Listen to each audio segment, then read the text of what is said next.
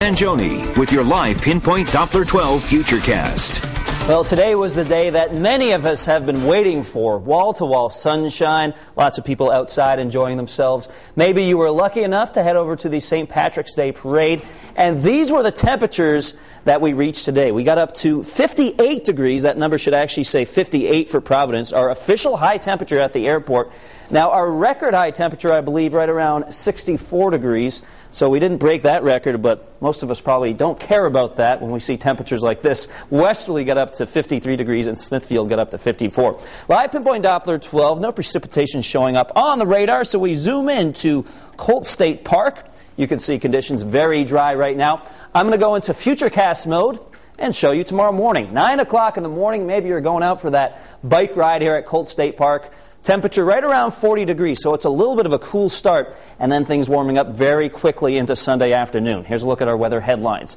More spring, at least a taste of spring on the way for Sunday. Obviously, it's not officially spring yet, but it sure feels like it. The work week starts well, and then it might not end so well. I'll have that 7-day Futurecast coming up in just a second. Robert in Fall River, he says, it's calm, dry, and quiet with a temperature of 45 degrees.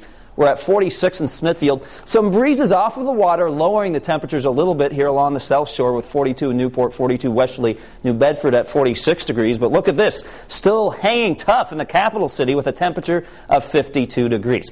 All right, you know it's a really nice day when you're hard-pressed to really find any clouds at all in the satellite picture. You can see a few clouds kind of crumbling here across northern New England, and they'll pass through at times tonight, but for the most part will be mostly clear. Look at this big gaping hole in the satellite picture. Not a cloud to be seen for the most part. High pressure kind of drying out the atmosphere, and that will be the trend over the next several days. So for tonight, a few passing clouds, but I think clear, at least clear enough to allow those temperatures to tumble pretty quickly. Now, not that cold tonight, but once we get to, say, 2, 3 o'clock in the morning, some spots in the upper 20s, the rest of us hanging out in the low 30s. For Sunday afternoon, another nice one on the way. Maybe a few more clouds than we saw today, but still lots of blue out there.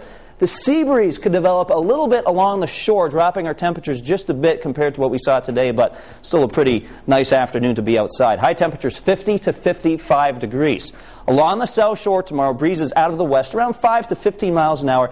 And again, if this wind direction shifts just a little bit more to the south, we could drop these temperatures more like in the upper 40s and low 50s, but still pleasant. 52 in Charlestown. Coventry away from the water, getting up to 55 degrees for Sunday afternoon. A nice day across northern Rhode Island. 52 Burrillville, 54 Foster. Johnston gets up to 55 degrees, and Cumberland a high temperature of 53. A little cooler here across the Bourne and Sagamore Bridge out on the Cape. 50 your high temperature in Hyannis. Going for low 50s here in eastern Massachusetts along 195. New Bedford up to 51. And Fall River up to 51 degrees as well. All right, look at this nice stretch. Monday we're at 54 degrees. Tuesday we'll be on the backside of a very dry cold front, so that will drop our temperatures down into the low 50s. Still not bad though. Wednesday, increasing clouds, highs in the upper 40s.